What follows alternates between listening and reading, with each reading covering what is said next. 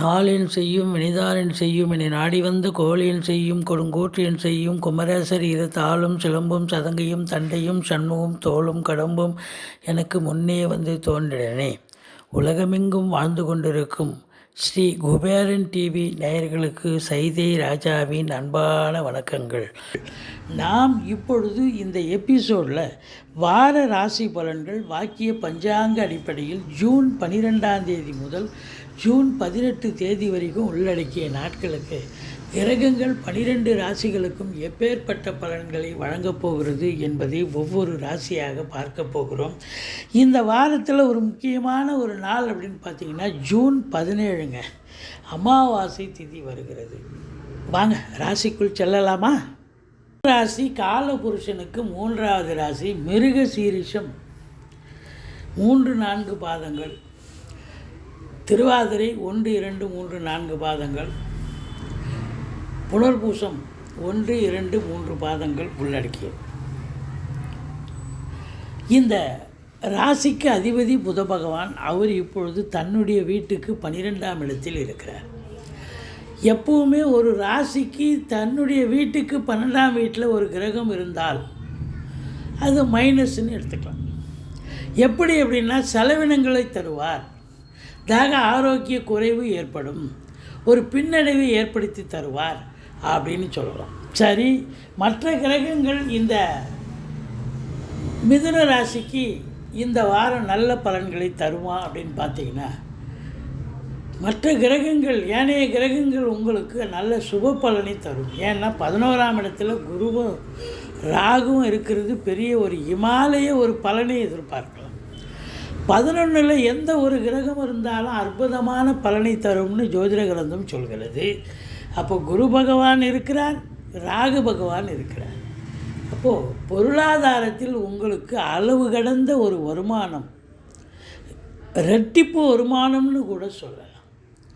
பணம் பல வகையில் வந்து பையை நிரப்பும்.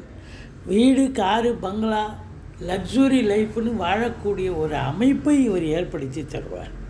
வெளிநாடு போகணுன்னா தாராளமாக உங்கள் ஜனனகால ஜாதகத்தில் வெளிநாடு போகணுன்ற ஒரு விதி இருப்பின் நீங்கள் கண்டிப்பாக வெளிநாடு போவீங்க. அந்நிய பொருளாதாரம் வீடு தேடி வரும். நல்ல சம்பாத்தியம். இங்கே இருந்தீங்க 50,000 சம்பாதிக்கணுன்னா வெளிநாடு போனால் 1.5 லட்சம் கிடைக்கும். இப்படி அந்நிய பொருளாதாரம் ரெட்டிப்பாகி உங்களுக்கு நல்ல பலனை தரக்கூடிய அமைப்பு இருக்குது. அப்போது பொருளாதார வளர்ச்சி இருக்குதுன்னு சொன்னால் அப்போ அதுக்கு தகுந்த ஒரு செலவினங்கள், சுப செலவுகளை நீங்கள் ஏற்படுத்தி கொள்வீர்கள் அல்லவா? 2ஆம் இடம் சுக்கிரன் இருக்கார், லட்சுமி கடாட்சத்தை தரக்கூடிய ஒரு அமைப்பு. 5க்குடையவன் அவன், 5க்கும் 12க்கும் உடையவன். அப்போ சுக்கிரன் வந்து தனஸ்தானத்தில் இருக்க கொடுத்து வைக்கணும். நல்ல சம்பாத்தியத்தை ஏற்படுத்தி தருவார். இனிமையாக பேசி காரியம் சாதிப்பீங்க. ஏற்கனவே இந்த மிதுன ராசி அன்பர்கள் நல்லினமாக பேசுவீங்க.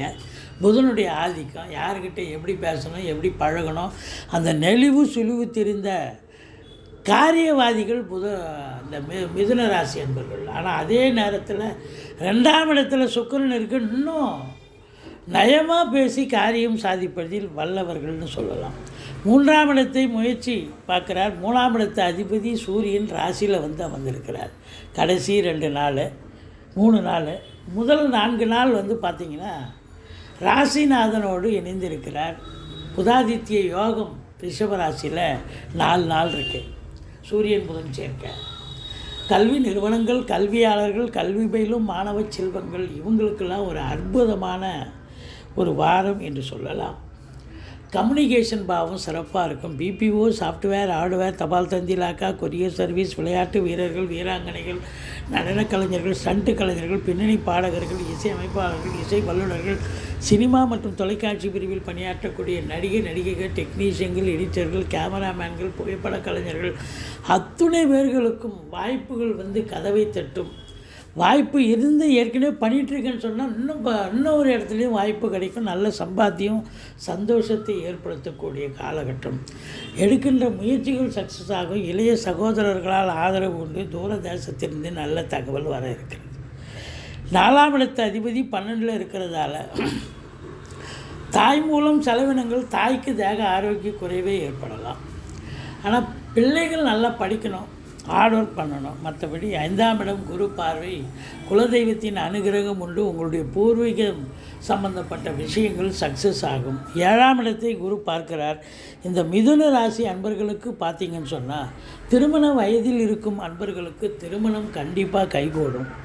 நண்பர்களால் ஆதாயம், சொந்த தொழில் செய்யக்கூடிய பார்ட்னர்ஷிப் போட்டு தொழில் பண்ணக்கூடிய அன்பர்கள், கூட்டாளிகள் இப்பொழுது ஆதரவாக இருப்பார்கள். 6ஆம் இடத்தை சனி பார்க்கிறார். கும்பத்தில் இருக்கும் சனி. ஒரு சிலருக்கு தேக ஆரோக்கிய குறைவு ஏற்படலாம். ஒரு சிலருக்கு கடன் சுமையால் பிரச்சனைகள் வரும்.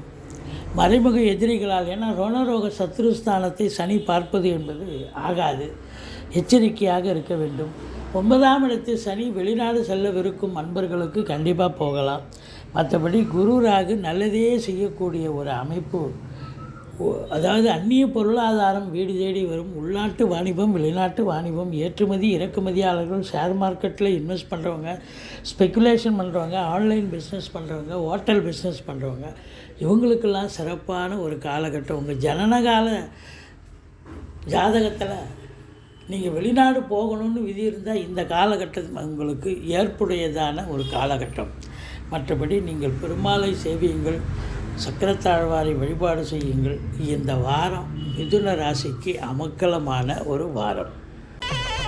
ஸ்ரீ குபேரன் டிவியை பார்த்தமைக்கு நன்றிகள். மேலும் இது போன்ற தகவல்களை தெரிந்து கொள்ள ஸ்ரீ குபேரன் டிவியை சப்ஸ்கிரைப் செய்யுங்கள். மறக்காமல் பெல் ஐக்கானை கிளிக் செய்யுங்கள்.